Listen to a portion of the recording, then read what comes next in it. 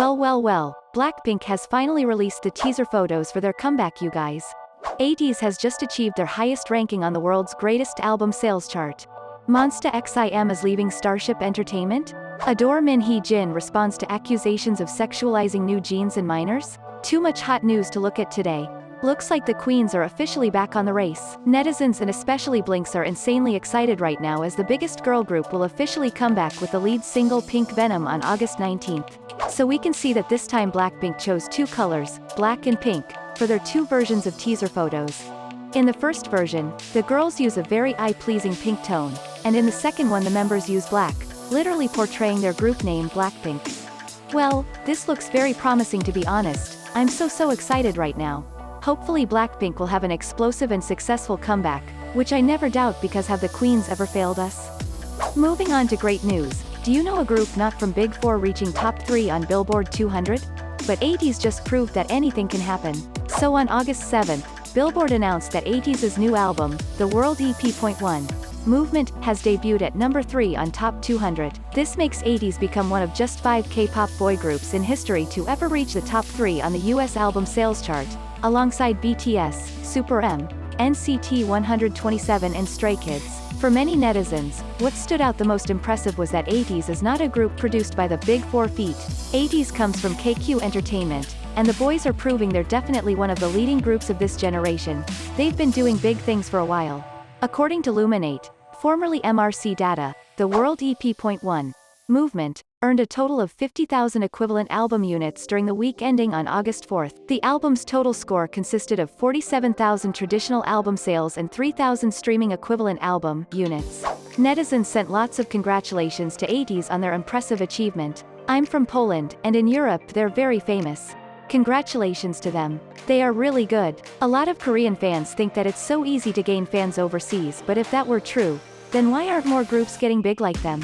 Well, while big companies are desperately trying to push their artists overseas, Ateez has already successfully done it. They are both famous in Korea and Western. Cause they're an actual talent group with good music, their songs are pretty. This is probably one of the most hard-working groups of K-pop. Everything they achieved is so well-deserved. Congratulations to all Ateez. Moving on to the next news, which is kinda sad, you guys. Monsta X I.M is leaving Starship Entertainment, and the group will promote as a 5-member group from now. Specifically, on August 8th, Starship Entertainment released an official statement revealing the status of Monsta X members' exclusive contracts. While 5 members Shonu, Kihyun, Minhyuk, Juhan, and Hyungwon will be continuing with Monsta X, the rapper I.M decided to leave the label upon contract expiration, and the decision was mutually agreed on after a long period of discussion. The group's fandom, Monbebe, were surprised at first, but heaved a sigh of relief when the notice informed them that I.M has agreed to continue and participate in the group's future plans. As all 6 members share the same thoughts and affection towards the group and Monbebe, I.M has agreed to continue and participate in the group's future plans. Shortly after the announcement was made, I.M uploaded a handwritten letter to the fans to comfort Monbebe around the world. However, many fans still feel down, as I.M's activities would definitely take a change when he's no longer under Starship Entertainment. On a brighter note, the agency also informed that they are planning several activities for the group after a 1-month break. Monsta X's fans can look forward to seeing the 6 members take the stage by storm at Nick Fest in October. I think that I.M had a difficult time deciding what to do, and this decision is probably the best thing for him. Let's support and give best wishes for I.M and other Monsta X's members in their future path. Moving on to the update about ADOR's CEO Hee Jin, which will make some people feel like sitting on pins and needles for sure. So on August 10th, Hee Jin had an interview with Jungang newspaper, where she straightforwardly talked about the controversy of allegedly glamorizing pedophilia, which has been all over the internet the past few weeks. Earlier, based on some photos that Hee Jin posted on her personal Instagram, many netizens came up with the theory that she was inspired by Lolita movies to create concepts for K-pop idols she worked with, namely NewJeans, NCT 127, Red Velvet and more. After that, lots of heavy criticism against Hee Jin sparked out. Some people even asked her to be removed from the management of NewJeans because they are rightfully worried of young girls being sexualized.